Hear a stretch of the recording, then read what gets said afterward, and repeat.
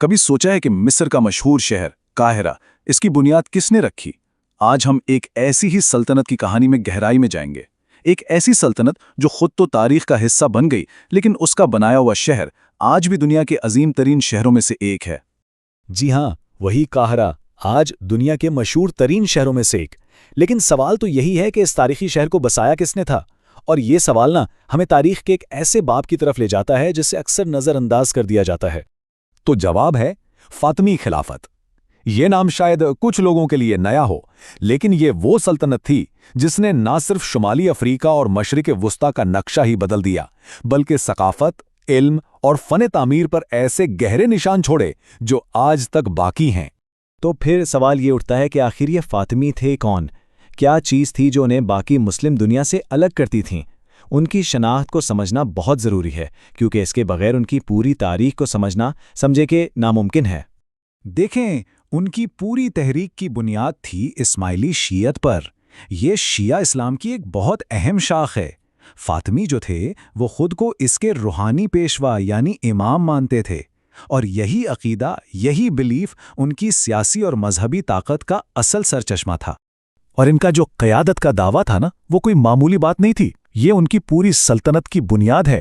وہ کہتے تھے کہ وہ پیغمبر اسلام کی صاحبزادی حضرت فاطمہ ان کی نسل سے ہیں، اور اسی بنیاد پر پوری مسلم دنیا کی قیادت ان کا حق ہے۔ اب ظاہر ہے یہی بات انہیں بغداد میں قائم سنی عباسی خلافت کا سب سے بڑا حریف بناتی تھی، کیونکہ دونوں ہی خود کو مسلمانوں کا حقیقی رہنما سمجھتے تھے۔ تو چلیے دیکھتے ہیں کہ یہ طاقتور نظریہ اور یہ دعویٰ کیسے ایک چھوٹی سی تحریک سے ایک اتنی بڑی اور بااثر سلطنت میں بدل گیا، جس کی سرحدیں افریقہ سے لے کر شام تک پھیلی ہوئی تھیں۔ ان کے عروج کی رفتار واقعی حیران کن تھی۔ سوچیں ذرا، 909 میں شمالی افریقہ میں ابھرنے کے صرف 60 سال بعد، صرف 60 سال میں انہوں نے مصر کو فتح کر لیا، اور ایک صدی سے بھی کم عرصے میں وہ بیر روم کی سب سے بڑی طاقت بن گئے۔ اس زمانے کے حساب سے یہ ایک ناقابل یقین کامیابی تھی۔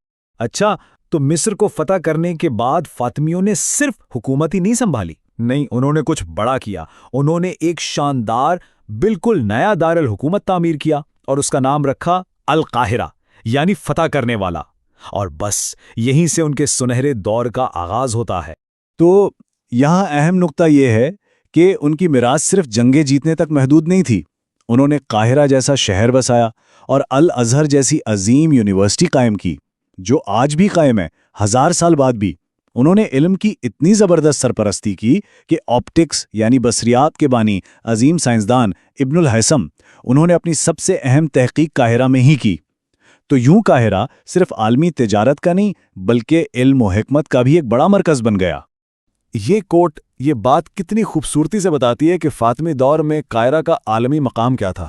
مطلب یہ صرف ایک دارالحکومت نہیں تھا، بلکہ تہذیب کا ایک ایسا روشن مینار بن چکا تھا جس کی روشنی دور دور تک پھیل رہی تھی، جو بغداد اور قرطبہ جیسے شہروں کو ٹکر دے رہا تھا۔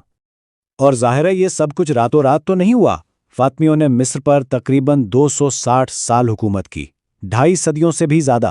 یہی وہ طویل استحکام تھا، وہ اسٹیبلٹی تھی جس نے ان کی بے پناہ ثقافتی، علمی اور تعمیراتی کامیابیوں کو جڑ پکڑنے اور پھر پروان چڑھنے کا موقع دیا۔ لیکن تاریخ کا ایک اصول ہے، ہر عروج کو زوال ہے، اور فاطمی بھی اس سے الگ نہیں تھے۔ تو اب دیکھتے ہیں کہ اس عظیم سلطنت کے زوال کی وجوہات کیا تھیں، اور اس سے بھی اہم بات یہ کہ وہ اپنے پیچھے ایسا کیا ورثہ چھوڑ گئیں جو آج بھی، اتنی صدیوں بعد بھی زندہ ہے۔